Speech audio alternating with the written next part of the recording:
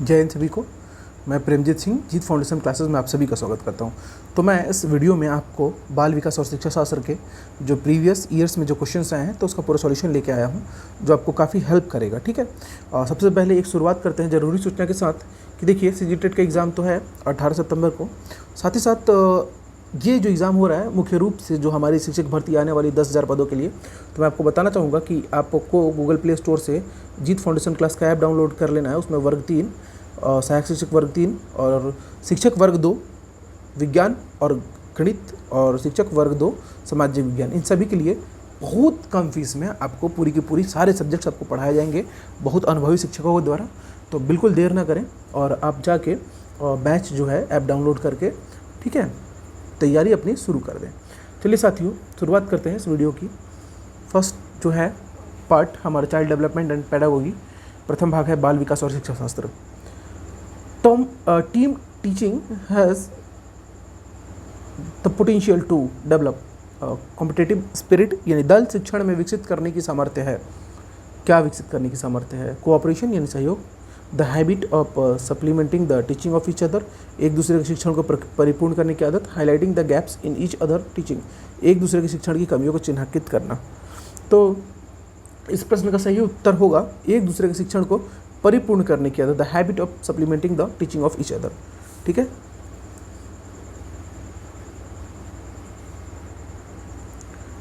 Question number 2 है कि students can freely interact in the class if there is, विद्यार्थी कक्ष में स्वतंत्रता पूर्वक अंतःक्रिया करेंगे यदि।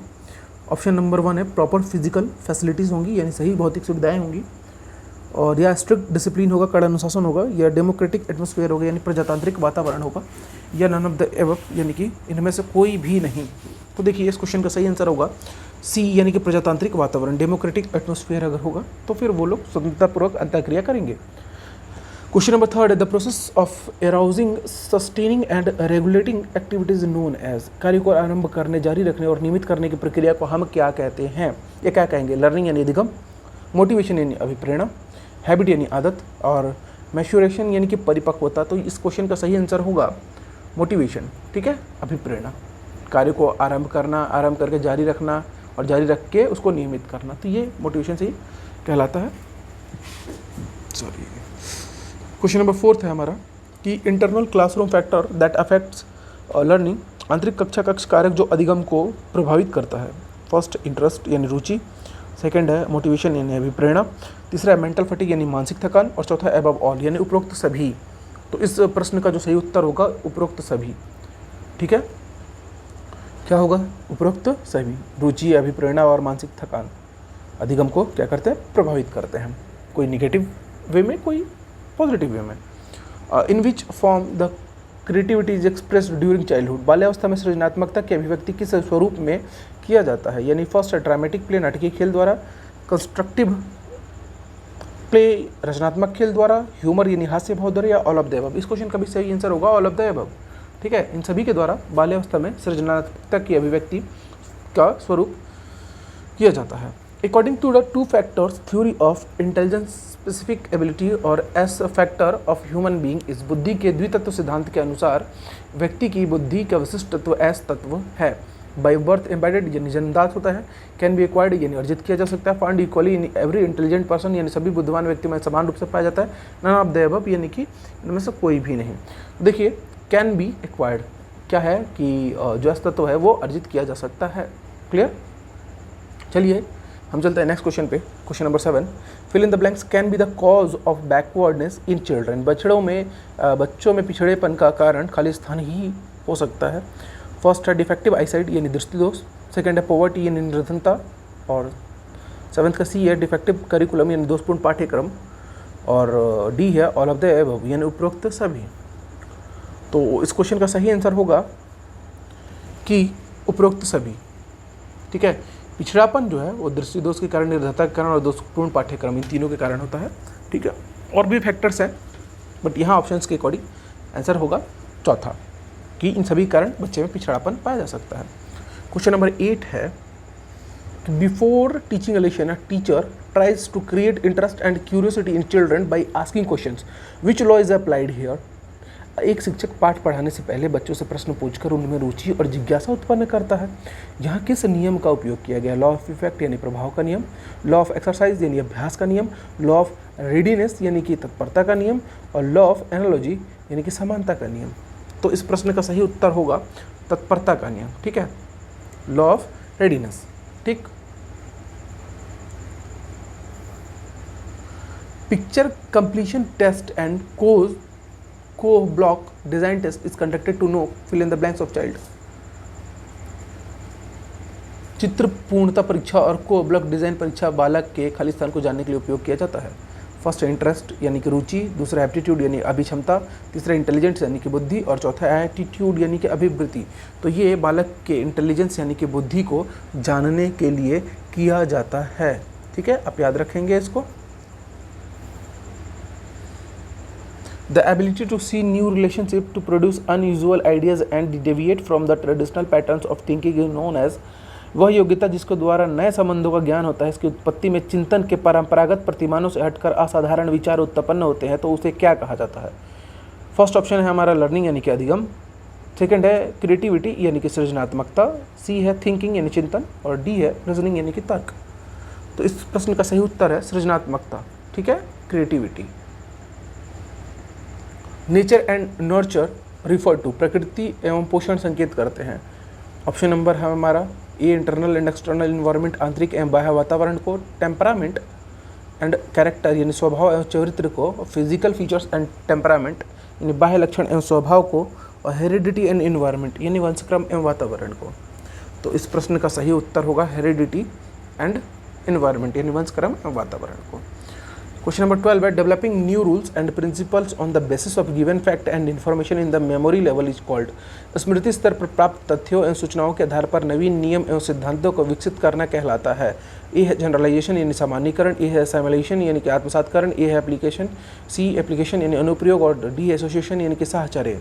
ठीक है, तो इस प्रश्न का सही उत्तर होगा सामान्यीकरण। ठीक है, जनरलाइजेशन कहलाता है। ठीक, a child can not distinguish between saw and was, nuclear and unclear, he she is suffering from. बच्चा सॉ एवं वॉज में और न्यूक्लियर और अनक्लियर में विभेद नहीं कर पाता है, तो वह निम्न से पीड़ित है। ठीक है, ये आपको बताना है। ऑप्शन है हमारे पास डिसलेक्सिया, दूसरा वर्ड जंपिंग डिसऑर्डर यानी शब्द उछलने का विकार, और थर्ड है डिसलेक्सेमिया, और फोर्थ है डिसमॉर्फेमिया। तो इस प्रश्न का सही उत्तर होगा डिसलेक्सिया। ठीक है, क्या होगा? डिसलेक्सिया। ठीक, चलिए आगे चलते हैं क्वेश्चन नंबर 14 पे। If a student wants to satisfy some query in question paper then, यदि कोई विद्यार्थी प्रश्न पत्र के किसी प्रश्न के संबंध में पूछताछ करना चाहता है तब you will clarify the printing mistake, आप मुद्रण त्रुटि को स्पष्ट कर देंगे। You will inform the concern subject teacher, आप संबंधित विषय शिक्षक को सूचित करेंगे। या फिर you will advise him to wait till the correction is being confirm, आप उसे तब तक प्रतीक्षा करने की सलाह देंगे जब तक कि त्रुटि सुधार निर्धारित न किया जाए।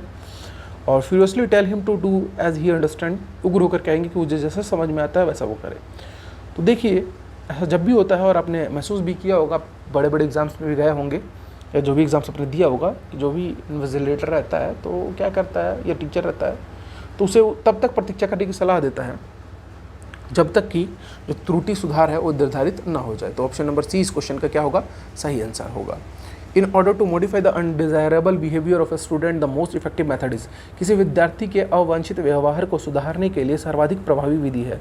ऑप्शन नंबर ए है टू पनिश द स्टूडेंट, यानी विद्यार्थी को दंडित करना, to bring it to the notice of the parents, उसके पालकों को सूचित करना, to find out the reasons for undesirable behaviour and provide remedies, यानी अवांछित व्यवहार के कारणों का पता लगाकर ठीक करना, या टू इग्नोर इट, यानी ध्यान न देना, उपेक्षा करना।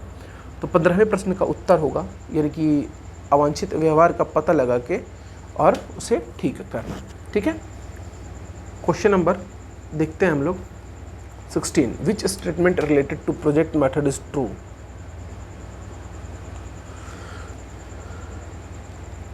लर्निंग बाय एक्सपीरियंस यानी प्रोजेक्ट विधि से संबंधित कौन सा कथन सही है? अनुभव द्वारा सीखना, टीचर एज ए फैसिलिटेटर, और शिक्षक एक सुविधादाता के रूप में, प्रॉब्लम सॉल्विंग यानी समस्या समाधान, या ऑल ऑफ द एबव। 16वें क्वेश्चन का हमको आंसर बताना है और इस क्वेश्चन का आंसर होगा ऑल ऑफ द एबव। ठीक है, प्रोजेक्ट मेथड में learning by experience, teacher as a facilitator, सुविधादाता के रूप में, ये समस्या समाधान। ठीक है, तो ये सभी आएंगे इसमें। और क्वेश्चन नंबर है हमारा अगला 17वां, which of the following is the most important characteristics of open book examination system. निम्न में से एक खुली पुस्तक परीक्षा प्रणाली के सर्वाधिक महत्वपूर्ण लक्षण है। आपके पास 4 ऑप्शन हैं।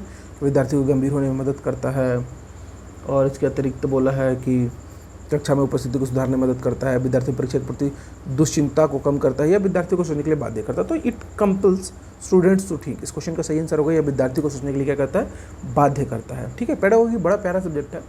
एक टीचर को तो बिल्कुल इसको, खैर आप लोगों को तो पढ़ना है, बाध्य है इस चीज़ के लिए, मगर एक आम इंसान को भी इसको जरूर पढ़ना चाहिए। इससे बहुत कुछ सीखने को मिलता है। 18th क्वेश्चन है हमारा, 18वां प्रश्न है कि विच of the following is most essential for learning. अधिगम के लिए निम्न में से सर्वाधिक आवश्यक क्या है, आपको बताना है।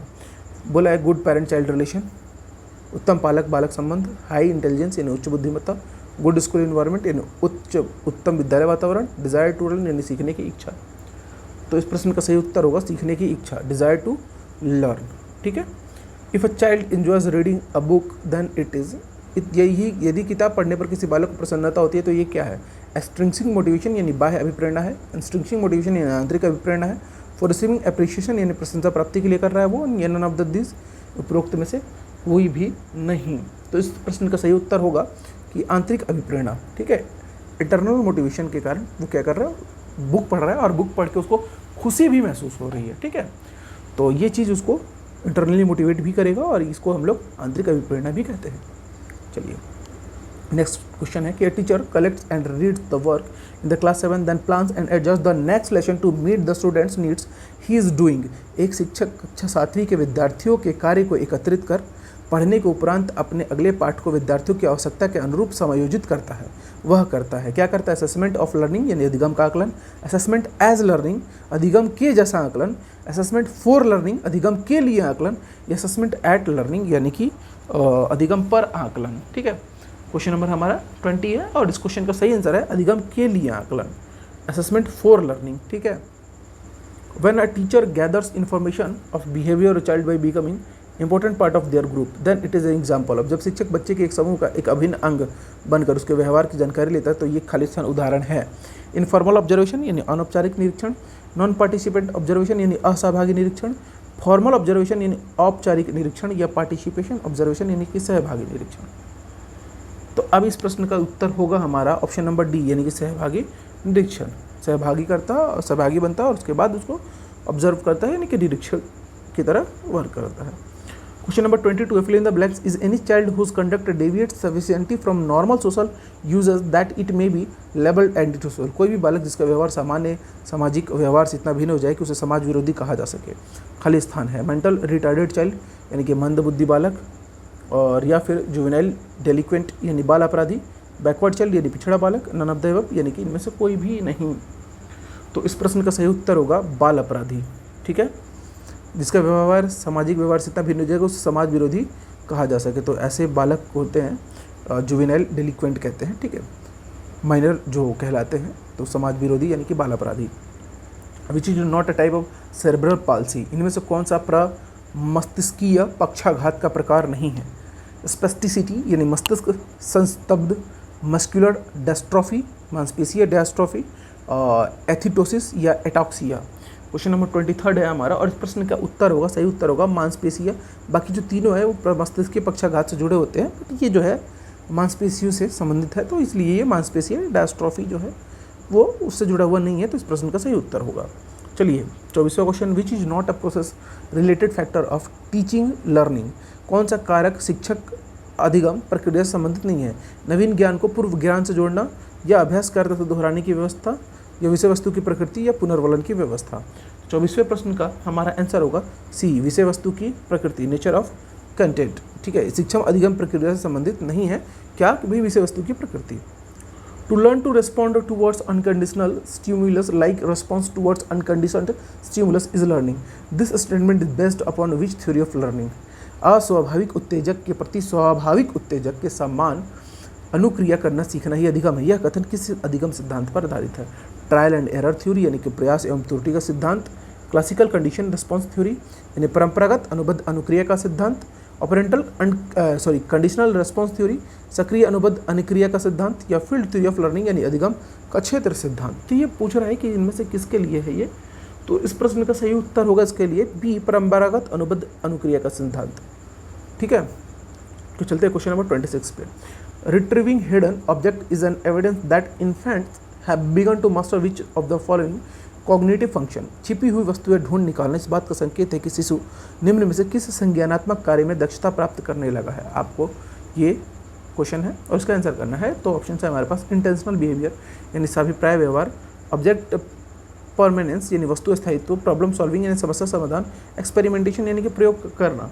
तो इस प्रश्न का सही उत्तर होगा वस्तु स्थायित्व। ठीक है, ऑब्जेक्ट परमानेंस। ठीक है, 26 का हमारा ऑप्शन होगा B. Whatever the reasons of difference among children but the fact is that school must face them through different curricula. Who said this? बालकों की भिन्नताओं के चाहे जो भी कारण हो, वास्तविकता यह है कि विद्यालय को विभिन्न पाठ्यक्रमों के द्वारा उनका सामना करना चाहिए। यह परिभाषा किसकी है? स्किनर की, मोर्स एंड बिंगो की, क्रू एंड क्रोन की, या गैरिसन एंड अदर्स की। ठीक है, 27वां क्वेश्चन है हमारा और इसका आंसर है स्किनर की। किसकी है? स्किनर की। तो ये इंपॉर्टेंट है और आप याद रखेंगे। अच्छा, सभी लोग को अगर वीडियो अब तक लाइक लगा, अब तक आप यहाँ तक देख रहे हैं, तो आप बड़े ही जेन्युइन स्टूडेंट हैं, मैं समझ सकता हूँ। आप वीडियो को लाइक ज़रूर करेंगे और जो भी है चैनल को आप सब्सक्राइब करके और बेल आइकन को प्रेस कर लेंगे कि जो भी वीडियोज़ आएंगे आपको तत्काल समय पे सबसे पहले मिले। ठीक, लर्निंग मीन्स यानी सीखने का क्या अर्थ है? एक्विजिशन ऑफ हैबिट्स यानी आदतों का अर्जन, एक्विजिशन ऑफ नॉलेज यानी ज्ञान का अर्जन, एक्विजिशन ऑफ एटीट्यूड अभिवृत्तियों का अर्जन, या एबव ऑल यानी उपरोक्त सभी। तो ये हो जाएगा आदतों का अर्जन भी, ज्ञान का अर्जन भी, अभिवृत्तियों का अर्जन भी।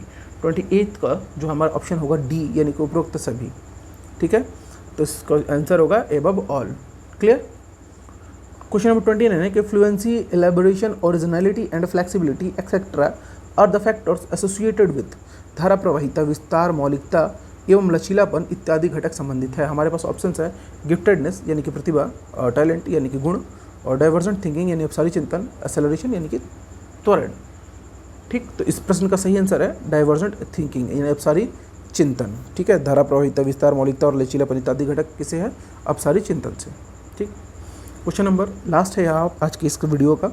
विच of the following indicates evaluation यानी कि निम्न में से कौन मूल्यांकन को प्रदर्शित करता है? हमारे पास कुछ ऑप्शन दिए गए हैं कि राम ने 200 में से 45 अंक प्राप्त किए, मोहन ने अंग्रेजी में 38% अंक प्राप्त किए, श्याम ने अंतिम परीक्षा में प्रथम श्रेणी प्राप्त की। मतलब प्रथम श्रेणी कहने क्या मतलब है भाई? 7% से अधिक, है ना? तो ये सभी के सब क्या है? मूल्यांकन के टाइप है यानी कि ऑल ऑफ द एबव। तो आपको ये वीडियो कैसा लगा है कमेंट करके ज़रूर बताएंगे। मिलेंगे नेक्स्ट वीडियो में, तब तक के लिए जय हिंद, जय भारत, जय छत्तीसगढ़।